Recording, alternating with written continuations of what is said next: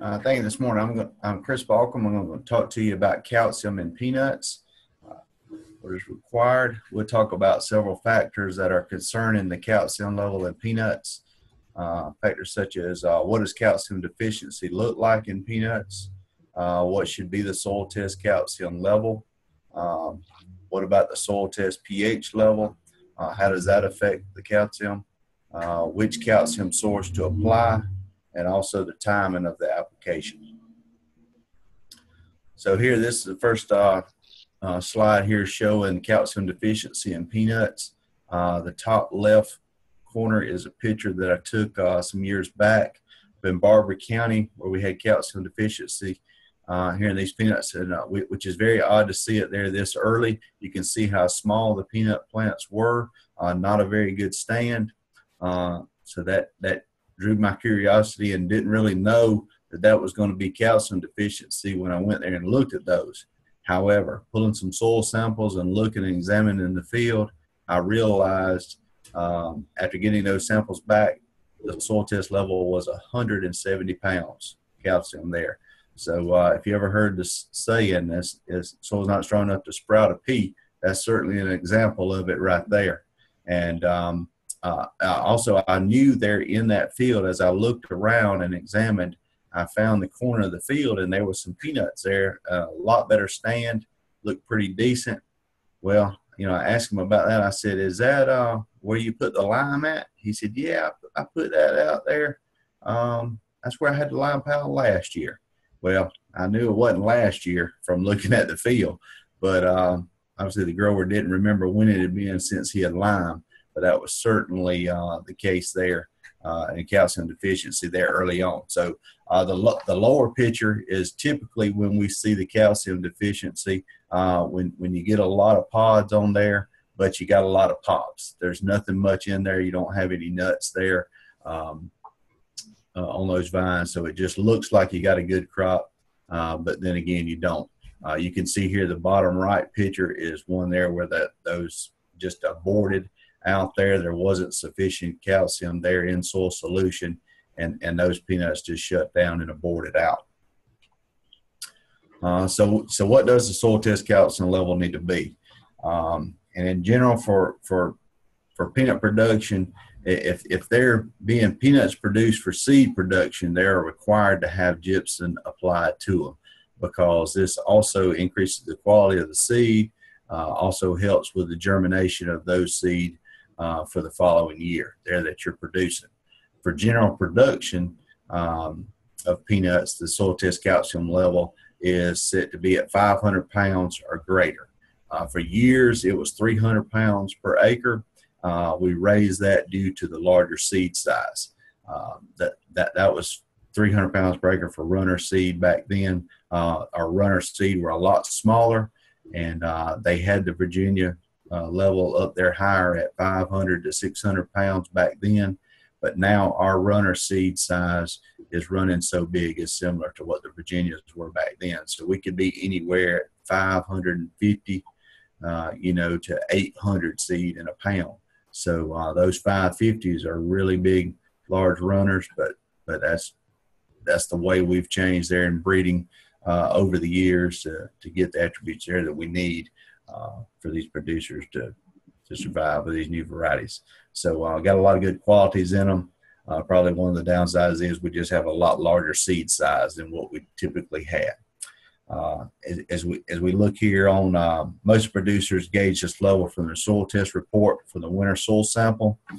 That's one of the problems that I run into. You're pulling those soil samples deep there in the winter time when you're examining those fields to see what your nutrient levels are, and you're pulling those cores anywhere from 6 to 8 inches down deep. It's very important when we talk about calcium in peanuts to concentrate on that top 3 inches of the soil, because only that calcium gets into the nut through the hole for those nuts. So it has to be a high calcium level right there in the top 3 inches of the soil, not way down there deep where we're pulling that sample and looking at that average level. So as I talked about soil pH, what does that have to do as we talk about calcium there for peanuts. It's always important to look at that soil test pH level in addition to the calcium level on a soil test report. This is because peanuts for general production and not seed, you have some flexibility on which calcium source you could use. If you have a low pH with a low calcium level, you could use high cal lime as a calcium source. If you have a high pH but a low calcium level, you would use the gypsum as a calcium source. You can't use lime as a calcium source when your pH is already high or close to 6.5, because you'll raise the pH more, and when you get in there around a 6.7, 6.8, you're going to create a manganese deficiency for those peanuts, and that the foliage is going to turn yellow. You can see this picture here.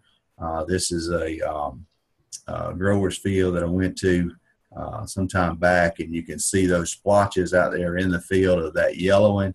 That's typically where you have a little higher concentration of clay in the soil, so it ties up that particle, and you got a higher pH there, and then it takes that manganese out of the soil solution from that high pH. So we can't get into that situation by using high cal lime as a calcium source, because it's not only affecting our calcium level, it's also affecting our pH level. And here's a tighter shot of manganese deficiency. You can see the interveinal chlorosis right here that creates when you get above that 6.8. It was an interesting sight. I just took a shot of these. The bottom left corner is a field. Notice it's just in that corner of the field right there. The rest of the field looked pretty good, and that was just where the lime pile was. So really a high concentration right there of the lime that really brought the pH way high, just right there in that particular area. This other one was, it was just running in that channel of the terrace, and that kind of threw me off a little bit. I was talking to the grower. I said, what? Have you done anything there in that channel? He said, well, my lime was over here by the edge of the field, and I just took what was left of the pile and just took my box blade and drug it across the channel of that terrace, just filling it in a little bit. So they scattered all that lime at a high concentration in that picture there on the bottom right, therefore bringing up that pH there. Just simulate just exactly where it was piled out in the corner. So you certainly have to avoid using high cal lime when you've got a high pH. So which calcium source should you use to apply? You know, we got three different types of calcium sources out there. You got dolomite lime, which is about 17% calcium plus 13% magnesium. It's a great product to use on other crops to raise the soil pH and supply some calcium to the soil in rotation with pH, because you do get some manganese out of dolomite lime. High cal lime is around 35% calcium with only 6% or less magnesium. So it doesn't have much magnesium, but it has a lot more calcium in it. And that'll give you the most bang for your buck, obviously, when you're looking for a source of calcium, because it's not only raising the calcium, but it's also raising the pH. But like I said, you've got some drawbacks there if that pH is too high. Gypsum contains about 22% calcium, but is very water soluble. So what about the timing of application of these products? And that's kind of where you get to pick and choose on what you're going to use, which product should you use at the right time. If you're looking at high cal lime, you know, like I said, the biggest drawback is that timing of application. It's got to be applied early in the spring, well before planting, to allow adequate time to break down and get into soil solution. So many times I get in a situation with growers and they want to go out there and they're putting it out right there at planting. And you just don't have enough time to really break down that amount of lime there to get that calcium out of there that you need there during that time when the peanuts start to need it. So gypsum is very water soluble. This is critical at times when you may have missed what our calcium level was, or you didn't get your soil sample, or what have you. So it'll allow you to help you with the calcium needs very fast, very quickly. If you change up and decide to plant a field in peanuts that you wasn't planning on to begin with, we can go out there and apply gypsum right there quick at bloom, and we can generally get that into soil solution and bring up that level if it was low. So we found doing through our research there on calcium, looking at gypsum was more beneficial on dryland acres than the irrigated acres, because the irrigated acres, those irrigation events would continually break down that calcium from the line that was applied due to that irrigation frequency. There was not as many rain events typically in a dryland situation to allow for that calcium to be available from the lime during that pod fill. You was all strictly vulnerable to the weather and the rainfall that you got. Therefore, that gypsum really performed a lot better in the dryland situation than it did in the irrigated when we were looking at the amount of calcium in those pods because of its increased water solubility.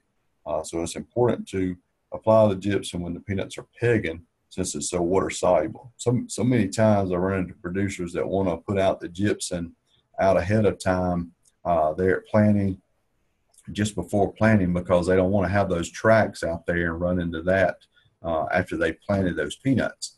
But it's too dangerous to apply that gypsum because it is so water soluble. We're liable to get these fast flood showers and get 3 to 5 inches in a rain, and we might get that a couple of times, and we've leached our calcium down below where we need it from that pegging zone. So it's important to go out there and put it out at pegging when the peanuts are about 35 to 40 days of age. It doesn't hurt them there to run on them. A lot of people will use these big floater machines, these 3-wheel irrigators. They don't have very much compaction to those. And running on those peanuts during that time of year at 35 to 40 days, they can quickly bounce back from that.